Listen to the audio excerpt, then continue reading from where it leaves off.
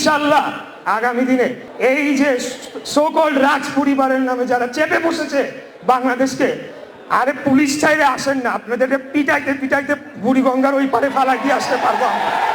ওই শক্তি ওই ক্ষমতা আমাদের বাংলাদেশের জনগণের রয়েছে এবং ইনশাল্লাহ প্রয়োজনে রাজপথে জীবন দিব, কিন্তু কাপুরুষের মতো মরবো না। আমার বাবা কোর্টের আদেশ নিয়ে সমস্ত মেডিকেল কাগজপত্র জমা দিয়ে উনি আমেরিকায় গিয়েছেন, চিকিৎসা নিয়েছেন এবং ওনার জীবন হানির আশঙ্কা ছিল বিধায় উনি বাংলাদেশে আসেন নাই।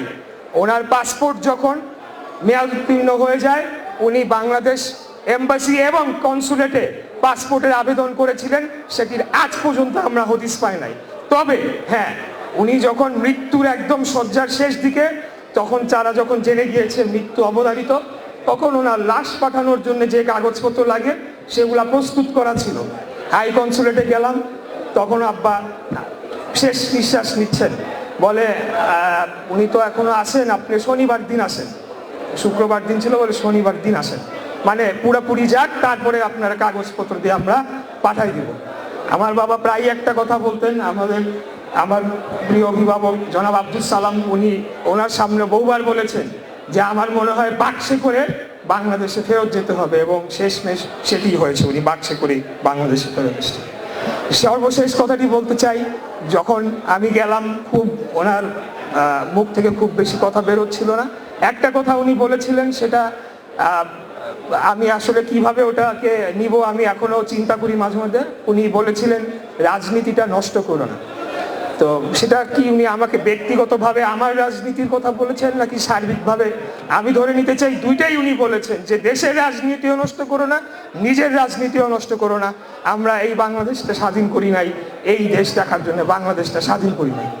আর প্রতিনিয়ত উনি আমাদের দেশনেত্রী বেগম খালেদা জিয়া, ওনার প্রতি যে মানে আসলে তার আগ পর্যন্ত তো উনি সেইভাবে আমাদেরকে হয়তো কথাগুলা বলতেন না, শেষ দিকে গিয়ে দেখলাম এর কি রকম ভালোবাসা, মৃত্যু শয্যায় চলে যাচ্ছে, তখন উনি বলছে, আমি ওনাকে জিজ্ঞেস করলাম এমনি সান্ত্বনা দেওয়ার জন্য, যাবা দেশে নিয়ে যাব ব্যবস্থা? বলে না, আমি নেত্রীর সাথে কথা না বলে কিভাবে যাইতে পারি না, ওনার সাথে কথা না বলে আমি বাংলাদেশে যাব না। তো আমি আবারও ওনার থেকে যে শিক্ষাগুলো পেয়েছি তার মধ্যে অন্যতম হলো দলের প্রতি, দেশের প্রতি এবং আমাদের নেতৃবৃন্দের প্রতি আমার আজীবন আমার সততা বজায় রেখে আমি তাদের প্রতি শ্রদ্ধাশীল থাকব এবং তাদের নির্দেশনা মানব এবং তাদের নির্দেশনা মেনে ইনশাল্লাহ আগামী দিনে এই যে সো-কল্ড রাজ পরিবারের নামে যারা চেপে বসেছে বাংলাদেশকে, আরে পুলিশ চাইলে আসেন না, আপনাদেরকে পিটাইতে পিটাইতে বুড়িগঙ্গার ওই পারে ফালা দিয়ে আসতে পারবো আমরা। ওই শক্তি ওই ক্ষমতা আমাদের বাংলাদেশের জনগণের রয়েছে এবং ইনশাল্লাহ প্রয়োজনে রাজপথে জীবন দিব, কিন্তু কাপুরুষের মতো মরবো না। আপনারা আমার জন্য দোয়া করবেন। বাংলাদেশ জিন্দাবাদ, বাংলাদেশ জাতীয়তাবাদী জিন্দাবাদ।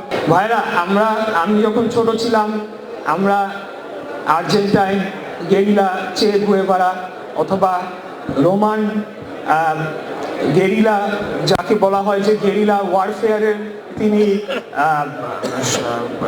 তিনি শুরু করেছিলেন, সেই কুইন্টাস ফ্যাবিয়াস, এদের ইতিহাস, এদের গল্প পড়ে, এদের সিনেমা দেখে আমরা বড় হয়েছি। কিন্তু আমি যখন আরেকটু বড় হই, আমার বাবার ইতিহাস সম্পর্কে জানতে পারি, আমাদের এখানে বাংলাদেশে আরও যারা গেরিলা মুক্তিযোদ্ধারা রয়েছে তাদের দুঃসাহসিক অভিযান সম্পর্কে যখন জানতে পারি, আমি তখন খুবই গর্বিত বোধ করি যে আমরা বাংলাদেশি জাতি হিসাবে এই ধরনের গেরিলা মুক্তিযোদ্ধারা আমাদের দেশকে স্বাধীন করেছে, যেটি মানে অবিস্মরণীয়। এবং পৃথিবীর মানুষ এটি আরও বেশি করে আমাদের প্রচার করা উচিত এই দুর্ধর্ষ অপারেশনগুলোর ব্যাপারে, যেটি আসলে সিনেমার গল্পকেও হার মানায়।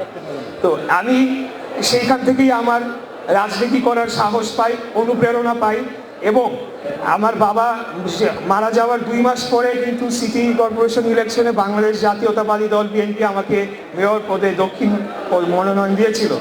সেখানে এক হেভিওয়েট প্রার্থী ছিল, তো অনেক সময় সাংবাদিক অনেকে বলতো আপনি কি একটু নার্ভাস আছেন নাকি, অমুক পরিবার তমুক পরিবার। আমি বলেছি আমার প্রতিদ্বন্দ্বী যদি একজন রিক্সাওয়ালাও হয় তাও আমি তাকে যতটুকু সম্মান দিব, ওই ব্যক্তিকে আমি তার থেকে 1 ইঞ্চি বেশি সম্মান দিব না। আমাদেরকে মহান আল্লাহ তাআলা তৈরি করেছেন, এই দেশে কোনো রাজ পরিবার নাই, কোনো রাজত্ব করার জন্য এই দেশকে স্বাধীন করা হয় নাই। তো আমি সেই জায়গা থেকে যখন আমার বাবার কথা চিন্তা করি, উনি নির্বাচন কমিশন ভবনে অপারেশন করেছিলেন, ডিএসপি ভবনে অপারেশন করেছিলেন, তখন আমার সেই সাহস, সেই শক্তি আমি পাই।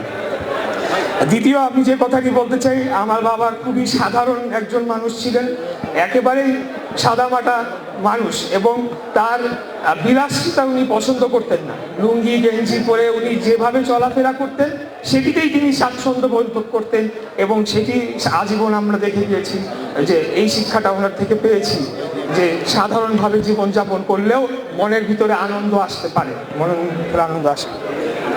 আমি শেষ যে কথাটি আলোকপাত করতে চাই, আমার বাবা ক্যান্সারে আক্রান্ত হয়ে উনি নিউ ইয়র্কে চিকিৎসার জন্য যান 2014 সালের 5ই জানুয়ারি নির্বাচনের নামে যেটা হয়েছিল আর কি। তারপরে ওনার অনেক প্রতিপক্ষ, বিশেষ করে এই সরকারি দলের প্রতিপক্ষরা বিভিন্ন সময় বলেছেন উনি পালিয়ে গিয়েছেন, উনি ইত্যাদি বিষয় বলেছেন আর কি।